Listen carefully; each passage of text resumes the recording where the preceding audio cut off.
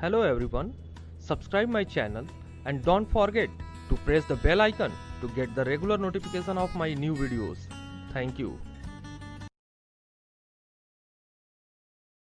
All the student of class 7 welcomes you in class 7 last portion of the fourth chapter, that is the heat जो chapter हम लोग पढ़ रहे थे उसका लास्ट पोर्शन हम लोग आप लोग के बीच में लेकर के मौजूद हूँ, जिसमें हम लोगों ने बात करी थी ट्रांसफर ऑफ हीट के ऊपर में। तो ट्रांसफर ऑफ हीट में हम लोगों ने कंडक्शन और रेडिएशन के बारे में पढ़ लिया था। मैंने बोला कि कन्वेक्शन जो है वो थोड़ा सा एक अलग से टॉपिक में लेकर के आऊँगा आपके लिए। तो चलिए आज सीधे कन्वेक्शन के ऊपर में बात करते हैं। कन्वेक्शन क्या होता है? तो कन्वेक्शन भी एक तरीके का एक प्रोसेस है जिसमें हम लोग ट्रांसफर ऑफ हीट की बात करते हैं, and generally this process will takes place in the liquid and gases. Convection is the process. क्या प्रोसेस है भाई? इसको अगर हम लोग समझने का प्रयास करेंगे तो ऊपर आप डेफिनेशन मैंने लिखा हुआ है, उसको पढ़िए और समझिए। देखिए क्या लिखा हुआ है। The process of convection involve the actual movement of the particles from hotter place to the colder place. इसमें क्या होता है? एक्चुअल मूवमेंट होता है। हम लोगों ने कंडक्शन पढ़ा था, तो कंडक्शन में देखा कि जो सॉलिड के अंदर में कंडक्शन होता है तो एक पार्टिकल जो है हीट को गेन करता है, then it transfer it to another particle and then another then another then another, ऐसे करते करते एक एंड से दूसरे एंड तक flows of current flow of heat जो है वो एकम्प्लीस होता है, पूरा होता है। हम लोगों ने रेडिएशन में देखा था कि वहां भी एक्चुअल मूवमेंट नहीं होता है, बल्कि हीट क्या होती है? ट्रांसफर कर दी जाती है एयर के थ्रू। तो यहाँ पे किसी मीडियम की जरूरत नहीं होती है। रेडिएशन में क्या होता है? जनरली वहाँ का गर्मी बढ़ती है एक पार्टिकुलर प्लेस की और वही जो है कंडक्ट होता है आगे की तरफ, तो वो रेडिएशन हो गया था। अब यहाँ पे कन्वेक्शन की जब बात करते हैं तो कन्वेक्शन अभी मैंने बोला है किस में होता है? लिक्विड और गैसेज में होता है। तो यहाँ पे आपको अगर एक एक्सपेरिमेंट छोटा सा मैं बताने की कोशिश करूं जिसमें आप समझ पाए कि एक्चुअल मूवमेंट ऑफ पार्टिकल होते क्या है, उसके लिए मैंने आपको एक डायग्राम पहले से बना के रखा है। ऐसा आप डायग्राम अपने घर पर भी देख सकते हो। अक्सर आप क्या करते हो कि घरों में देखा होगा कि अगर दूध बैठाया गया गर्म करने के लिए, अगर आपको पीने की इच्छा है या आप कभी चाय, अगर सबको आप लोगों को बनाने आता है तो कभी चाय अगर बना के रखी गई है तो उसको आप जाइए गैस पे गर्म करिए। तो गैस पे गर्म करते हैं, 2 मिनट आपने बैठाया और ऊपर से उंगली डाल करके अगर चेक करेंगे उसको 1 मिनट के बाद में कि गर्म हुआ है कि नहीं हुआ है, तो जैसे आप उंगली ऊपर डालेंगे तो आपको गर्म महसूस होगा और आप चाय छान लेंगे पीने के लिए। लेकिन जैसे ही आपने चाय पीना स्टार्ट किया आपको पता चला कि अरे ये तो चाय गर्म ही नहीं हुई है। तो वो जो आपने टच किया तो वहां पे गर्मी क्यों महसूस हुई थी, उसी बात को यहाँ पे समझने का प्रयास करेंगे हम लोग। यहाँ पे एक मैंने फ्लास्क लिया हुआ है और उस फ्लास्क को गर्म किया जा रहा है, उसमें पानी भर दिया है मैंने। थोड़ा इसके मूवमेंट को समझने के लिए मैंने इसके अंदर में पोटेशियम परमैंगनेट, जो कि पर्पल कलर के पार्टिकल होते हैं, KMnO4, पोटेशियम परमैंगनेट कहते हैं इनको यहाँ पे मैंने थोड़ा सा डाल दिया है। जैसे जैसे पानी गर्म होगा तो जानते हैं कि कोई भी चीज जब गर्म होती है तो हल्की होती है और वो ऊपर की तरफ उठती है, चाहे हवा हो या पानी हो। तो यहाँ पे पानी धीरे धीरे जो नीचे का पानी था जो कि हीट के ठीक ऊपर था वो गर्म होगा, और गर्म होने की वजह से वो कहाँ की तरफ बढ़ा? ऊपर की तरफ बढ़ा। जब वो ऊपर की तरफ जाएगा तो ऊपर का पानी क्योंकि ठंडा है तो ठंडा पानी भारी होगा, तो वो नीचे की तरफ मूव करेंगे, यानी हॉटर प्लेस की तरफ आएंगे। फिर ये गर्म होंगे तो ये ऊपर की तरफ जाएंगे, फिर ठंडा पानी नीचे की तरफ आएगा। और यहाँ पे इस पार्टिकल के डालने की वजह से हम देख पाएंगे कि कलर्ड पार्टिकल जो है ऊपर की तरफ जा रहे हैं और कलरलेस पार्टिकल यानी वाटर के जो कलरलेस नेचर है वो नीचे की तरफ आ रहे हैं। और एक एक ये गोल गोल गोल गोल यहाँ पे एक साइकिल जो है वहां पे प्रोड्यूस हो जाती है। इसी को हम लोग कहते हैं कन्वेक्शन करेंट। यहाँ पे कन्वेक्शन करंट होने की वजह से जो गर्म पानी था वो ऊपर गया, और इस तरीके से क्या हुआ? एक्चुअल मूवमेंट हो रहा है। एक्चुअल मूवमेंट की बात कर रहे हैं तो नीचे का पानी जब ऊपर गया तभी ऊपर का पानी नीचे की तरफ आएगा। तो यहाँ पे पार्टिकल का एक्चुअल मूवमेंट हो रहा है, और इसी actual movement of heat transfer के प्रोसेस को ही हम लोग क्या कहते हैं? कन्वेक्शन कहते हैं।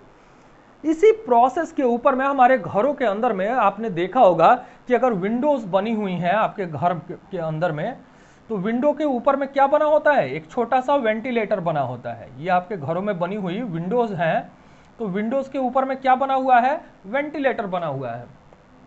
विंडो से क्या आती है? ठंडी हवाएं अंदर आती हैं, कोल्ड एयर आती है, और ठंडी हवा अंदर आने के बाद में उसका टेम्परेचर चेंज होता है तो गर्म हवा ऊपर की तरफ उठती है। तो गर्म हवा ऊपर की तरफ उठेगी, इसीलिए क्या लगाए जाते हैं, वेंटिलेटर्स बनाए जाते हैं और इन वेंटिलेटर से हवा जो है बाहर की तरफ निकाल दी जाती है।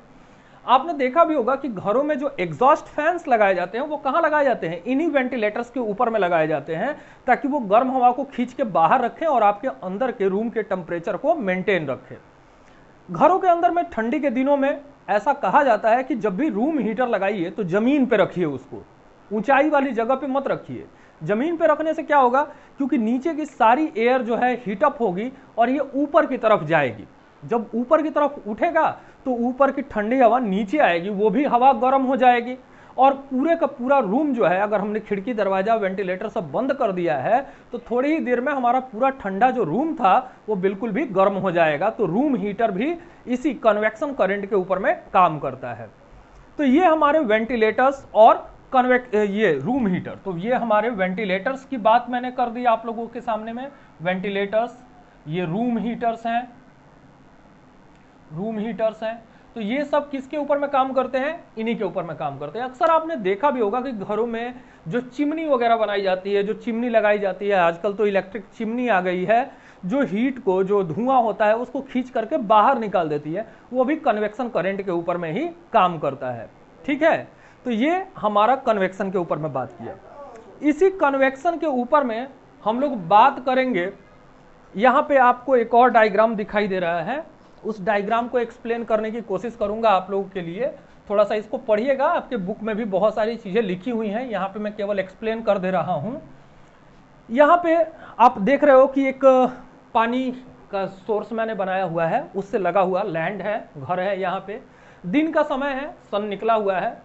तो दिन के समय में अब यहाँ पे जो हमारा टॉपिक है वो है convection in nature. Convection in nature, तो नेचर के अंदर में कन्वेक्शन का क्या रोल है, कैसे कन्वेक्शन जो है एकम्प्लिश होता है हमारे नेचर के अंदर में। तो नेचर में हम लोगों को यहाँ पे बात करनी है सी ब्रिज के बारे में, सी ब्रिज, एंड दूसरा जो हमारा प्रोसेस है वो है लैंड ब्रिज के बारे में, सी ब्रिज एंड लैंड ब्रिज। तो सी ब्रिज में देखेंगे, यहाँ पे दिन का समय है और सन की जो हीट आ रही है, उस हीट से समुद्र का पानी है, तो पानी का सोर्स बहुत ज़्यादा है पानी, तो उसको गर्म होने के लिए बहुत ज़्यादा हीट चाहिए। तो दिन में धीरे धीरे समुद्र का जो पानी है या नदी का जो पानी है वो धीरे धीरे गर्म होगा, जबकि जो लैंड एरियाज हैं, जो इनके नदी के किनारे के जो एरिया हैं, सैंडी प्लेसेस होते हैं और सैंड बड़ी जल्दी से गर्म हो जाता है। तो ये इलाके जो है, ये लैंड जो है काफ़ी जल्दी से गर्म हो जाएगा, हीटअप हो जाएगा। और हीटअप होने की वजह से क्या होगा, इसके ऊपर जो हवा मौजूद है, ये हवा ऊपर की तरफ उठनी शुरू हो जाएगी। यहाँ की जो हवा है वो क्या होगी, ऊपर की तरफ उठनी शुरू हो जाएगी। गर्म होने की वजह से हवा हल्की होगी और हल्की होकर के ऊपर की तरफ उठना शुरू कर देगी। जब यहाँ पे ये हवा ऊपर की तरफ उठेगी तो इसका जगह खाली होगा and the cold air from the sea will rises toward the land. समुद्र की तरफ से जो ठंडी हवा है, क्योंकि समुद्र का टेम्परेचर और लैंड का टेम्परेचर दोनों में टेम्परेचर डिफरेंसेस है। समुद्र का पानी अभी गर्म नहीं हुआ है या नदी का पानी गर्म नहीं हुआ है, जबकि लैंड जो है गर्म हो गया है, तो इसकी गर्म हवा ऊपर उठ गई है।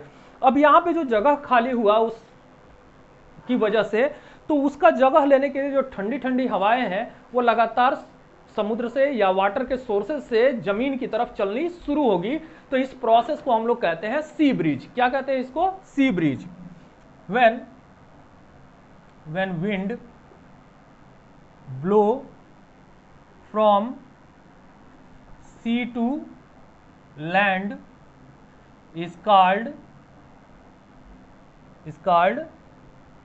सी ब्रिज। इसको क्या कहते हैं हम लोग, सी ब्रिज कहते हैं, सी ब्रिज कहते हैं। अब इसकी वजह से क्या होगा, जैसे ये हवा आएगी ये भी गर्म होगी और ऊपर की तरफ उठेगी, फिर दूसरी हवा आएगी उसकी जगह लेगी, और लगातार ये प्रोसेस चलते रहने की वजह से एक करंट क्रिएट होता है। और इस करंट को हम लोग क्या बोलते हैं, कन्वेक्शन करंट बोलते हैं। क्या बोलते हैं इसको, कन्वेक्शन करंट बोलते हैं। And it responsible for blowing air from sea to land. दिन के समय में ये प्रोसेस होगा जबकि सन मौजूद होगा। अब इसी प्रोसेस को अगर हम लोग रिवर्स कर दें, इसी प्रोसेस को अगर उल्टा कर दें तो क्या होगा भाई, अब ये सन नहीं है। अब दिन भर सन की लाइट में रहने की वजह से जो पानी था वो तो बहुत ज्यादा गर्म हो गया, लेकिन जब रात को चंद्रमा आ गया, जब रात हो गई और यहाँ पे मून आ गया, तो मून के आने पे क्या होगा, समुद्र का पानी तो दिन भर सन की लाइट में था तो वो गर्म हो गया, और जैसे ही सन सेट कर गया, डूब गया, तो उसकी वजह से जो लैंड का टेम्परेचर था वो धीरे धीरे क्या होने लगा, डाउन होने लगा। जब लैंड का टेम्परेचर डाउन होने लगेगा तो यहाँ भी टेम्परेचर डिफरेंसेस आ गए, यानी समुद्र का पानी ज्यादा गर्म था और लैंड जो है कम गर्म था। तो अब यहाँ पे क्या होगा, समुद्र के ऊपर की जो हवाएं हैं ये ऊपर की तरफ उठने लगेंगी, धीरे धीरे हवाएं क्या होंगी, ऊपर की तरफ उठने लगेंगी, और जो लैंड की तरफ से ठंडी हवाएं हैं ये कहां चलेंगी, समुद्र की तरफ चलने लगेंगी।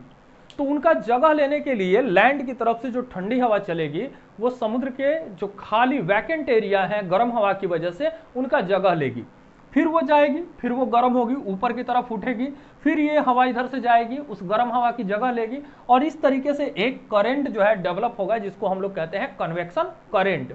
और इस प्रोसेस को हम लोग कहते हैं, क्योंकि ये हवा कहां से कहां चल रही है, लैंड से सी की तरफ चल रही है, so it is called the land breeze. When wind blow from land to sea is called land breeze. ठीक है, तो यहां पे हम लोगों ने देखा कि कन्वेक्शन क्या होता है, और कन्वेक्शन में एक्चुअली जो पार्टिकल्स का मूवमेंट होता है उसी के थ्रू हीट का ट्रांसफर होता है। तो heat transfer in the process of convection takes place by the actual movement of the particles from the hotter region to the colder region. यहां भी हम लोगों ने देखा कि हॉटर रीजन से कोल्डर रीजन की तरफ कैसे बढ़ा, यहां भी हम लोगों ने देखा कि जो चीज गर्म थी वहां से हवा ऊपर की तरफ गई और जो ठंडी थी वहां से हवा बाहर की तरफ आई। तो इस तरीके से आपका चैप्टर 4 जो है वो कंप्लीट होता है। इसको अच्छी तरीके से पढ़िएगा। Till then good bye.